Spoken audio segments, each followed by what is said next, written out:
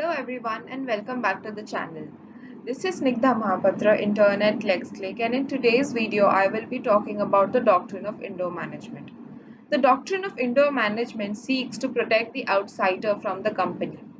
This doctrine emphasizes on the concept that an outsider whose actions are in good faith and has entered into a transaction with a company can have a presumption that there are no irregularities internally and all the procedural requirements have been complied with by the company. This is the protection which is provided by the doctrine of indoor management, though it is necessary for the outsider to be well versed with the memorandum of association as well as the articles of association in order to seek a remedy for the same. The government authorities are also within the purview of this doctrine.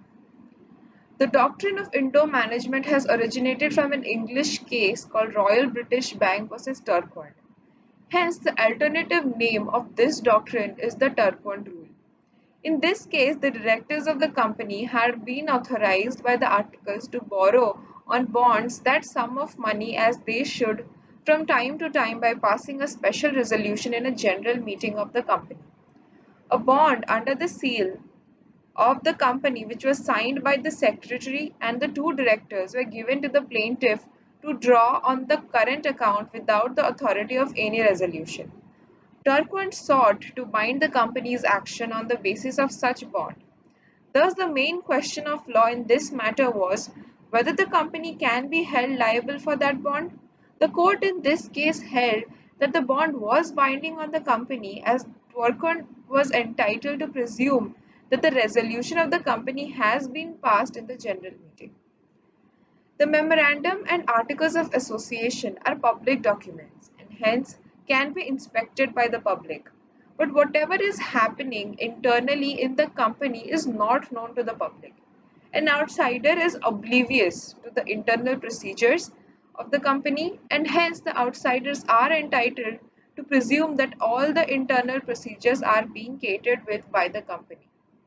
Now, what is the position of this doctrine under the Indian Companies Act? The doctrine of indoor management can also be traced in the Indian Companies Act 1956 under section 290, which is explained as follows. Acts done by a person as the director shall can be valid notwithstanding that later it may be discovered that his appointment was invalid due to any disqualification or defect or was determined by any provision of the act or the articles, provided that nothing in the section shall give validity to any of the acts done by a director after his appointment has been shown to the company to be valid or terminated. Now, what is the judicial interpretation of doctrine of indoor management? The judicial interpretation of the doctrine of indoor management is viewed in light of the purpose of this doctrine. Business is a field which demands the protection of all parties under a contractual relationship. This doctrine of indoor management is apparently for protection of the outsiders dealing with the company, but additionally, it's more important to promote the investments in the business sector and in order to strike a balance between the business and the economy. In the case of Day versus Pullinger Engineering Co., Justice Bray had rightly pointed out that the wheel of commerce would not go smoothly if outsiders dealing with the companies were forced to conduct an investigation of the internal procedure and machinery of the company to see if something is not wrong. Additionally, Lord Simmons, in the case of Morris versus Canson, stated that the people in the business world would be shy in entering into transactions with companies if they were to keep a check into the depth of the internal workings of the company. Once again, in the Madras case of official liquidator Manasube and Co. Private Limited versus Commissioner of Police, the learned judge observed that the lenders to a company should acquaint themselves with memorandum and articles, but they cannot be expected to embark upon an investigation as to the legality and propriety and regularity of acts of directors.